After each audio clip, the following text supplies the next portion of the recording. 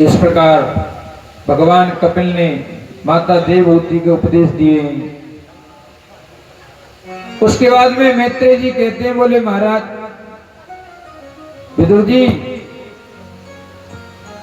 मनु महाराज जी की जो सबसे छोटी बेटी जिनका नाम है प्रसूति, इनका विवाह प्रजापति दक्ष के साथ में हुआ है और इनकी 16 कन्याएं। कितनी कन्याएं? 16। और उन 16 कन्याओं में से जो पहली 13 कन्याएं, उनका विवाह धर्म के साथ में हुआ है।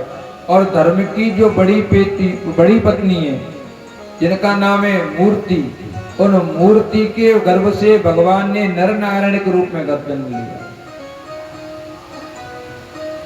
जो 14वें नंबर की पुत्री है, उनका विवाह भगवान अग्निदेव के साथ में हुआ है जिनका नाम है स्वाहा। इसलिए जब यज्ञ में आहुति दी जाती है तब स्वाहा कहते हैं। और 15वें नंबर की कन्या का विवाह पितरों के देवताएं अर्यमा, उनके साथ में हुआ जिसका नाम है स्वधा। इसलिए जब पैतृक कार्य होते हैं, पितरों के लिए आहुति दी जाती है, कव्य दिया जाता है। देवताओं की आहुति को बोलते हैं हव्य और पितरों की आहुति को बोलते हैं कव्य। तो जब कव्य दिया जाता है तब स्वधा बोलते हैं। और सबसे छोटी और 16वें नंबर की पुत्री है सती, उनका विवाह ब्रह्मा जी के कहने पर शंकर जी के साथ में दक्ष ने कर दिया है। लेकिन इन्हीं जो सती नाम की पुत्री, इन्होंने अपना शरीर प्रजापति दक्ष के यज्ञ में नष्ट कर दिया। मैत्रेय जी पूछते हैं, वो मैत्रेय जी से श्री विदुर जी पूछते हैं, बोले गुरु जी, मनुष्य अगर किसी से प्रेम करे या ना करे पर अपनी संतान से प्रेम करता है। और संतान में भी पिता अगर अपने बेटों से प्रेम करे या ना करे, लेकिन अपनी बेटी से सबसे ज्यादा प्रेम। अगर मनुष्य सबसे अधिक किसी से प्रेम करता है तो वो अपनी बेटी से प्रेम करता है। और जिसकी सती जैसी बेटी हो, जिसकी सती जैसी बेटी हो और वह बेटी भी पिता के यहाँ पे अपना शरीर नष्ट कर दे, इससे कैसे हो सकता है? सती कोई साधारण थोड़ी है, जगत जननी है। तब श्री मैत्रेय जी कह रहे हैं, बोले एक समय की बात है, ब्रह्मा जी ने प्रजापति दक्ष को प्रजापतियों का नायक बना दिया, प्रजापतियों का नायक बना दिया। और बड़ा अधिकार दक्ष जब पावा, अति अभिमान हृदय तब लागा। बड़ा अभिमान आ गया। क्यों? नहीं को अस जन्मा जगमाई और प्रभुता पाई जाई मदनाई। इस संसार में ऐसा कोई नहीं है जो प्रभुता यानी बड़ा पद पाके अभिमान में ना।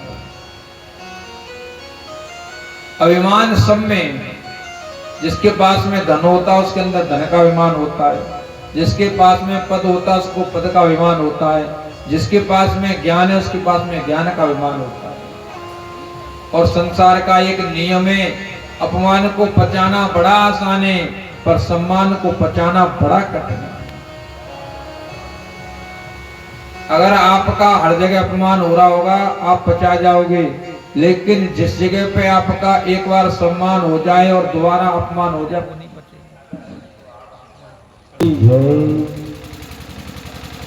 और एक बार ब्रह्मा जी ने सभा बुलाई और उस सभा में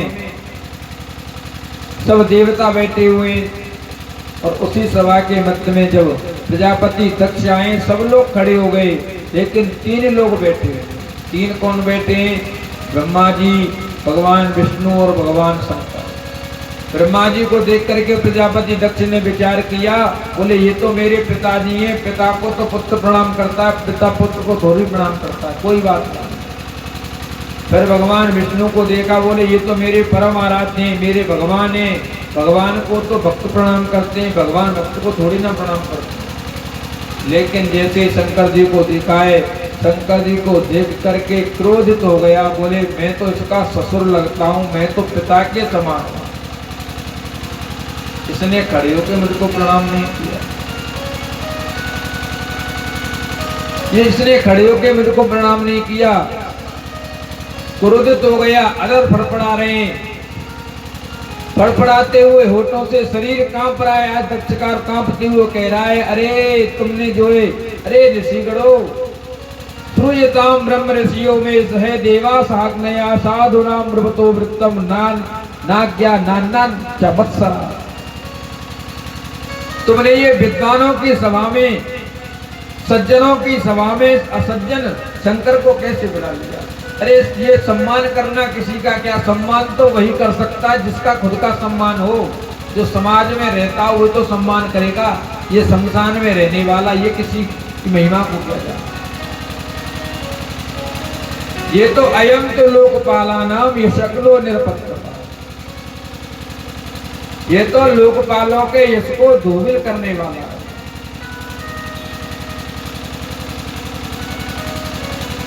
लोगों को मौका चाहिए महाराज। बिल्लियों की लड़ाई में बंदर फायदा उठाता है।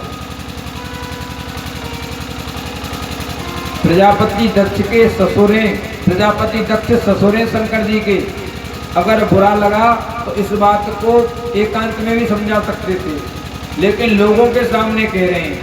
और हमारे यहाँ एक कहावत है, अगर किसी आदमी की मुट्ठी बंद है तो लाख की, और मुट्ठी खुल गई तो भाग।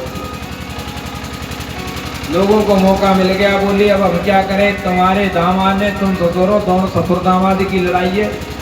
अगर हम कुछ कहेंगे कल को तुम एक हो जाओगे, हम बुरे बन जाएंगे, हम तो कुछ नहीं कहने वाले। प्रजापति दक्ष बोला ये दामाद वामाद कुछ नहीं है, ये तो 10वीं ग्रह।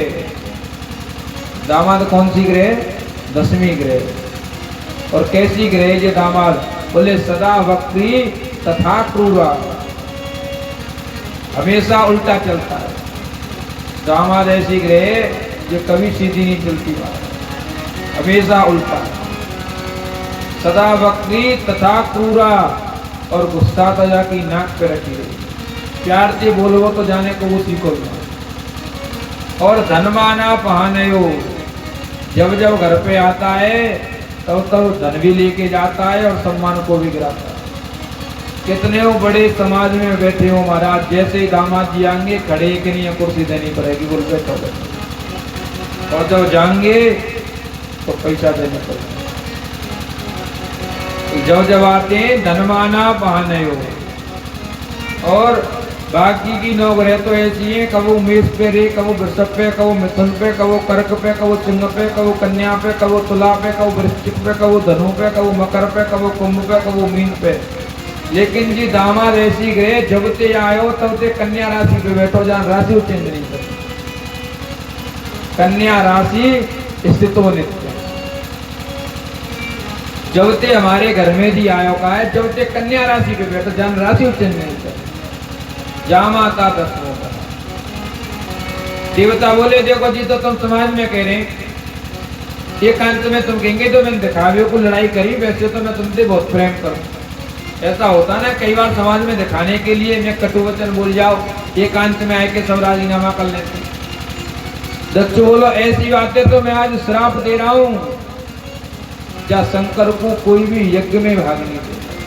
अरे जा शंकर के साथ में मैंने ब्रह्मा जी की बातन में आए कि नहीं, मैंने अपनी हिरणन जैसी नेत्रन वाली बेटी या बंदरन जैसी आंख वाले को ब्याह, मेरे मन में नहीं ब्याह कर बेटी। लेकिन भागवत में लिखा हुआ है, धृत्वा मृग सावाक्षा पाणिम मरकट लोचना, मैंने अपने हिरणों जैसी आंख वाली बेटी का विवाह ब्रह्मा जी की बातों में आकर के जब बंदरन जैसी आंख वाले को ब्याह कर जी में बेटी के लायक हो।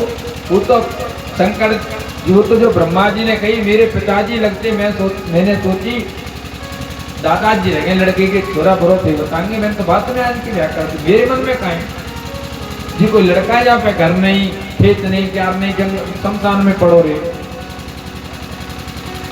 लेकिन आज मैं श्राप दे रहा हूँ, इसको कोई भी यज्ञ में भाग नहीं देगा। लोग हंस रहे हैं। हंसते क्यों है? क्योंकि महाराज जब परिवार में लड़ाई होती है तो लोग तो हंसते ही।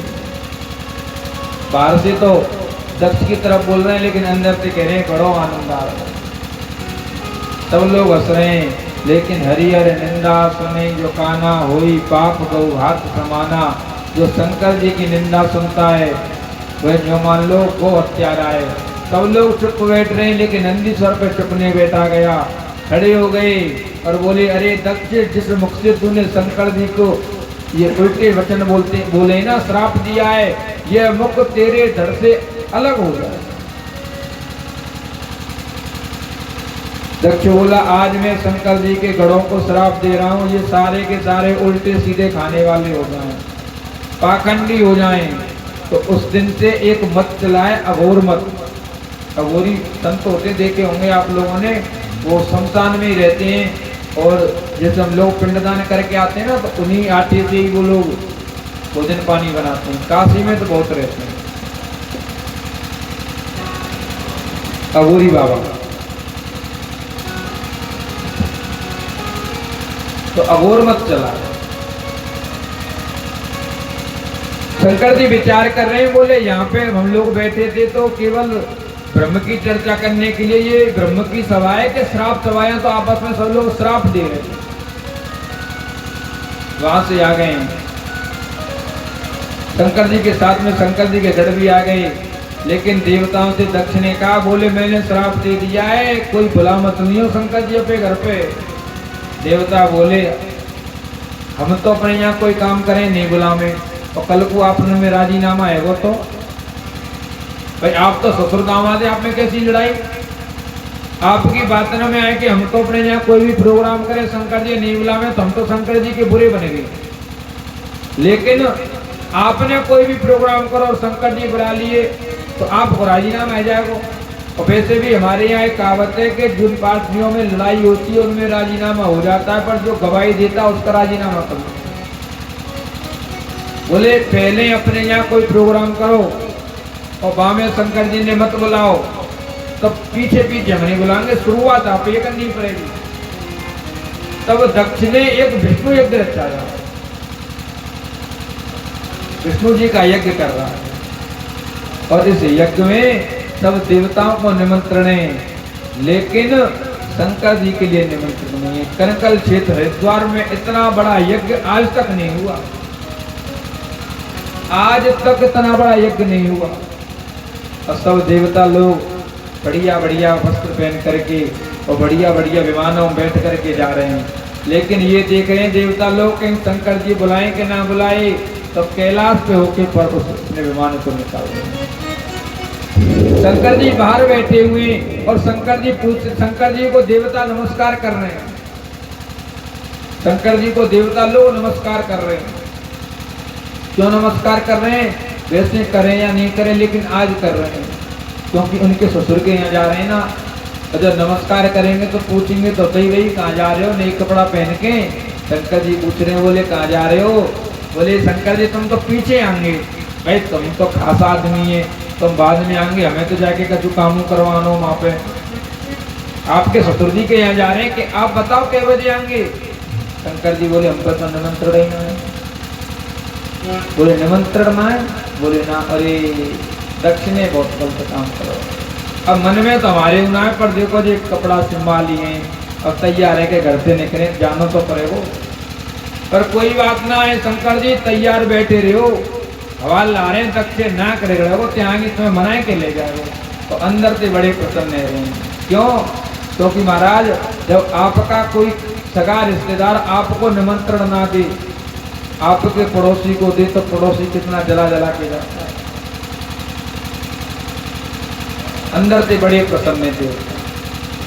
मैया सती विमान को जाता हुआ देख करके पूछ रही है, बोले शंकर जी ये विमान कहाँ जा रहे हैं? शंकर जी बोले देवी ये विमान आपके पिताजी के यहाँ जा रहे हैं, आपके पिताजी यज्ञ कर रहे हैं। मैया सती बोले प्रभु तो चलो। बोले हम पे तो निमंत्रण है, कैसे जाऊँ? बगैर निमंत्रण के हम कैसे जाएं? मैया सती बोले प्रभु कई बार ऐसा होता है जो खास होते हैं ना उनको लोग भूल जाते हैं, आप बिना निमंत्रण के चलो। आप चलेंगे ना तो सबसे ज्यादा सम्मान आपको ही होगा। और पिताजी जावाते कहेंगे, बोले बेटी बहुत जल्दी में कार्यक्रम रखो तो बोलो, लेकिन वो आप आएंगे, बड़ी प्रसन्नता भाई। आज तक ये बात शंकर जी ने मैया सती को नहीं बताई, आज बता रहे। बोल देवी बात ये है कि एक दिन मेरी और आपके पिताजी की लड़ाई हो गई। मैया सती बोले प्रभु कहूँ ससुर की और दामाद की लड़ाई होकर कहीं पिता और पुत्र की लड़ाई होती है, ये तो उसी समय खत्म हो गई, आप चलो शंकर जी बोले देवी की हमें नीच दिखावेगा जे की करो जा रहो है, और आवत ही हरसे नहीं नैन नहीं स्नेह, और तुलसी तहाना जाइए चाहे कंचन बरसे। बोले देवी नहीं जाना चाहिए हमको। शंकर जी समझा रहे हैं, बोले देवी रहीवन धागा प्रीति का मत तोड़ो चटकाए, टूटी थी फिर ना जुड़े जुड़े गांठ पड़ जाए। ये प्रेम का धागा बड़ा ना झुके, इसको कभी तोड़ना नहीं चाहिए। एक बार टूट जाए तो फिर दोबारा जुड़ता नहीं है, जुड़ेगा तो गांठ पड़ जाए, वो गांठ नहीं जाती, इसलिए देवी मत जाओ। मैया सती बोली देखो पिता के यहाँ कोई भी कार्यक्रम और बेटी ना जाए, कितना तो बोले शंकर प्रभु मैं तो जाऊंगा, मैं नहीं मानूंगी। मैया सती जा रही है, शंकर जी बहुत समझा रहे हैं, लेकिन अंत में शंकर जी ने ये सोच लिया कि होइए सोई जो राम रचि राखा, और को करी तर्क बढ़ावे और न जा